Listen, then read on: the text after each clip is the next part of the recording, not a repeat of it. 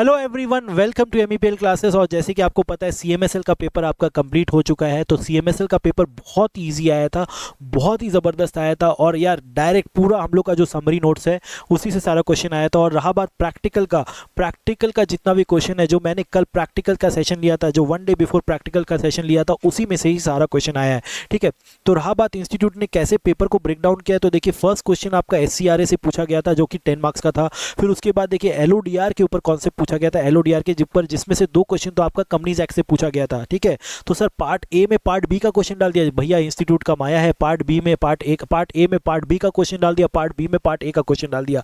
Weightage उतना ही रखा है, पार्ट ए का उतना ही वेटेज रखा है 60 मार्क्स, लेकिन कुछ पार्ट ए में क्वेश्चन पूछा गया है, कुछ पार्ट बी में पूछा गया है। तो यार इंस्टीट्यूट से बोलूंगा यार, जो चीज़ पार्ट ए का है पार्ट ए में रहने दो, जो चीज़ पार्ट बी का है वो पार्ट बी में रहने दो। ऐसे तो पूछो यार, बच्चे लोग क्या होते हैं, कंफ्यूज हो जाते हैं। ओके, अब देखिए फिर उसके बाद क्वेश्चन नंबर 2A है, वो आपका सेबी का स्कोर्स वाला से पूछा गया है। ठीक है, फिर उसके बाद क्वेश्चन नंबर 2B आपका इंटरमीडिएट से पूछा गया है, 2C आपका सेकेंडरी मार्केट से पूछा गया है, 2D आपका सेकेंडरी मार्केट से पूछा गया है, जो कि आपका चैप्टर नंबर 2 है।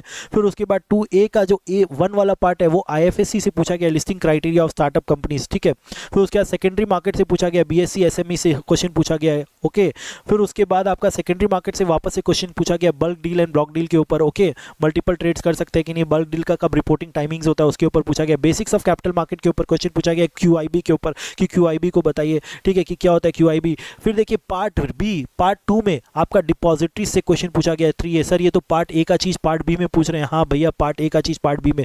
पार्ट ए में LODR से पूछा गया, 10 मार्क्स का क्वेश्चन LODR का पूछा गया। वैसे ही पार्ट बी में सेक्रा से और डिपॉजिटरी से क्वेश्चन पूछा गया 10 मार्क्स का। ठीक है, तो 10 मार्क्स का चीज यहाँ का वहाँ चला गया और वहाँ का यहाँ आ गया। ठीक है, कंप्लेन नहीं कर सकते भैया, इंस्टीट्यूट हमारा ही है। लेकिन देखिए इंस्टीट्यूट से ये दरख्वास्त करूंगा, जो चीज़ पार्ट ए का है पार्ट ए में रहने दीजिए, जो चीज़ पार्ट बी का है पार्ट बी में रहने दीजिए। उससे क्या होता है, बच्चे कंफ्यूज नहीं होते। नहीं तो एग्जाम में कंफ्यूज हो जाएंगे कि यार ये कहाँ से आंसर करे, ये कहाँ का है, डिपॉजिटरी का क्वेश्चन है लेकिन पार्ट बी में कैसे आ गया। ओके, सिमिलरली पार्ट बी में सेकंड क्वेश्चन आपका सेक्रा से पूछा गया था। फिर उसके बाद ICDR का क्वेश्चन पूछा गया था कि ड्राफ्ट ऑफ अ डॉक्यूमेंट को कब फाइल करना चाहिए, कितना दिन में रिटर्न कर देना चाहिए सेबी को, और कितना दिन में वापस कर देना चाहिए। ठीक है, फिर IPO और FPO के बारे में पूछा गया, ICDR से ही पूछा गया है। फिर substantial acquisition of shares and takeover में जो अमेंडमेंट आया था विलफुल डिफॉल्टर के ऊपर, वो क्वेश्चन पूछा गया है। ठीक है, फिर उसके बाद डीलिस्टिंग रेगुलेशन के ऊपर क्वेश्चन पूछा गया है। Okay, delisting regulation compulsory delisting के ऊपर पूछा गया है।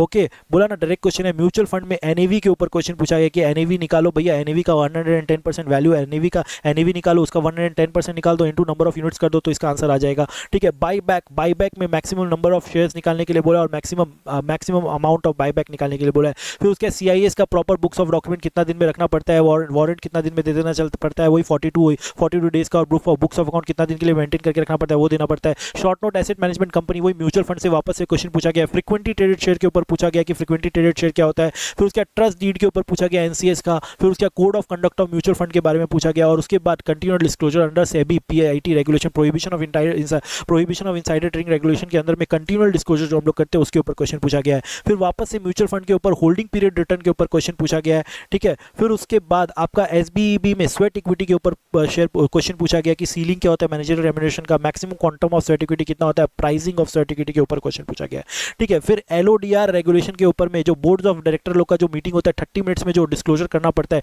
30 मिनट्स में क्या क्या चीज डिस्क्लोजर करना पड़ता है from the end of the board meeting, 30 minutes के अंदर में जो डिस्क्लोजर करना पड़ता है वो चीज पूछा गया है। 30 मिनट्स के अंदर में जो डिस्क्लोज करना पड़ता है वो पूछा गया है। अगर मार्क्स का वेटेज का अपने बात किया जाए तो चैप्टर 1 से 5 मार्क्स का पूछा गया, जो कि बेसिक्स ऑफ कैपिटल मार्केट है। चैप्टर 2 से आपका 20 मार्क्स का पूछा गया, सेकेंडरी मार्केट से। सेक्रा से 15 मार्क्स का क्वेश्चन पूछा गया है। और चैप्टर नंबर 4 डिपॉजिटरी से 5 मार्क्स का क्वेश्चन पूछा गया है। चैप्टर नंबर 5 से भी 5 मार्क्स का क्वेश्चन पूछा गया है। चैप्टर नंबर 6 से 5 मार्क्स का क्वेश्चन पूछा गया है। और चैप्टर नंबर 7 से भी 5 मार्क्स का क्वेश्चन पूछा गया है। ठीक है, चैप्टर नंबर 4 आपका सेबी है शायद, और चैप्टर नंबर 5 आपका डिपॉजिटरी है। चैप्टर नंबर 6 आपका सिक्योरिटी मार्केट इंटरमीडिएट्स है। एंड चैप्टर नंबर 7 आपका IFSC है। ठीक है, फिर उसके बाद ICDR से देखा जाए तो टोटल 13 मार्क्स का क्वेश्चन पूछा गया। SBEB से 5 मार्क्स का क्वेश्चन पूछा गया, share based employ benefit. NCS से आपका 3 मार्क्स का क्वेश्चन पूछा गया। LODR से 15 मार्क्स का क्वेश्चन पूछा गया, क्योंकि 10 मार्क्स का क्वेश्चन तो पार्ट ए में ही डाल दिया गया था ना। अगर हम लोग बोले कंपनीज एक्ट से 4 मार्क्स का क्वेश्चन पूछा गया, तब फिर 11 मार्क्स का हो जाएगा। और फिर कंपनीज एक्ट से हो जाएगा आपका 4 मार्क्स का क्वेश्चन। लेकिन कंपनीज एक्ट नहीं बोला जाएगा, उसको LODR ही बोला जाएगा, क्योंकि LODR में अपने कुछ कंपनीज एक्ट का झलक मिलता है ना। SC/ST रेगुलेशन से आपका 5 मार्क्स का क्वेश्चन पूछा गया। CIS से CIS नहीं, PIT, ठीक है, prohibition of insider trading regulation से 3 मार्क्स का एक शॉर्ट नोट पूछा गया है ना, कंटिन्यूअल डिस्क्लोजर वाला। FUTP से कुछ भी नहीं पूछा गया। डी लिस्टिंग रेगुलेशन से 5 मार्क्स का कंपलसरी डी लिस्टिंग के ऊपर क्वेश्चन पूछा गया था। बाईबैक से एक सम आया था प्रैक्टिकल।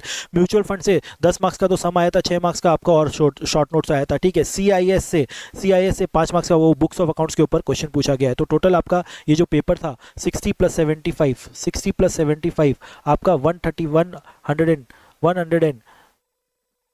135 मार्क्स का पेपर था। 135 मार्क्स का पेपर था और बहुत ही ईजी पेपर था, बहुत ही स्कोरिंग पेपर था। 15 मार्क्स का प्रैक्टिकल तो एकदम ईजीएस्ट वाला पूछा गया था और बहुत छोटा छोटा क्वेश्चन था। तो आराम से इस पेपर में टारगेट अपना होना चाहिए 70 to 75 मार्क्स, 70 to 75 मार्क्स और 70 to 75 मार्क्स, 70 to 75 मार्क्स। और हाँ, अगर आपका पेपर पूरा 100 मार्क्स का आपने अटेम्प्ट किया तो ये स्कोर एकदम मैनेजेबल है। ये स्कोर तो आना ही आना है। तो thank you very much, thank you for watching this session.